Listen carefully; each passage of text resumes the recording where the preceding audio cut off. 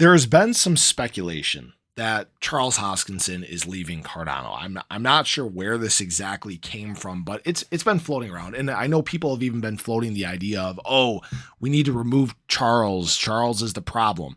And I want to address that as well. But the biggest thing people have thought recently is that Charles Hoskinson is actually leaving Cardano for Midnight. If you guys aren't familiar, Midnight is a partner chain that's being built to help with that interoperability and scalability when it comes to Cardano.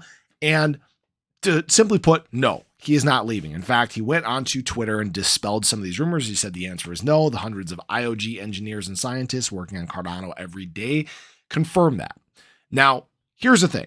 There are many bits and pieces of Cardano. They have the IOG has their hands in a lot of things, right? There's obviously Midnight, the blockchain itself, which is a completely separate blockchain from Cardano. There's Emergo that's doing their things. And Charles kind of oversees all these bits and pieces. So I don't know why people would think that, Charles was leaving for this.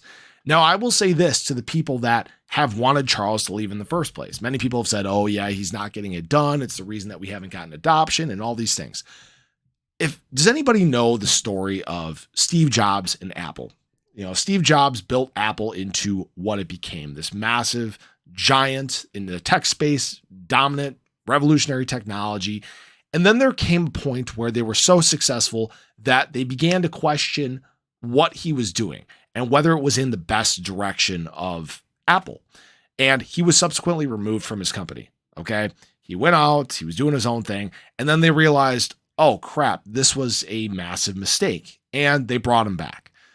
I feel like we are getting to that point where Cardano is becoming so big and it's on the verge of this absolute breakthrough, and people are beginning to question the process along the way.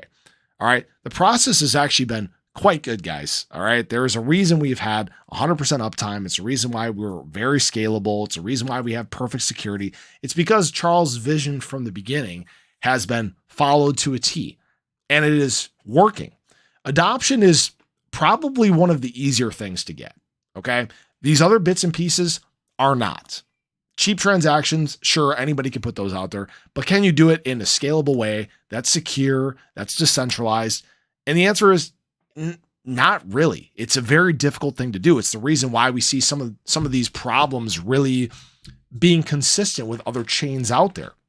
So it's been done in this great way. And if people are going to complain about adoption, well, then you don't understand how market cycles work. You don't understand that small shifts towards actual marketing can change these things very quickly. You can make easy pushes for adoption, and that's likely what we're going to see in this market cycle. Remember, last market cycle did not have smart contracts, didn't have the ability to build cheap dApps, weren't as scalable as we are now.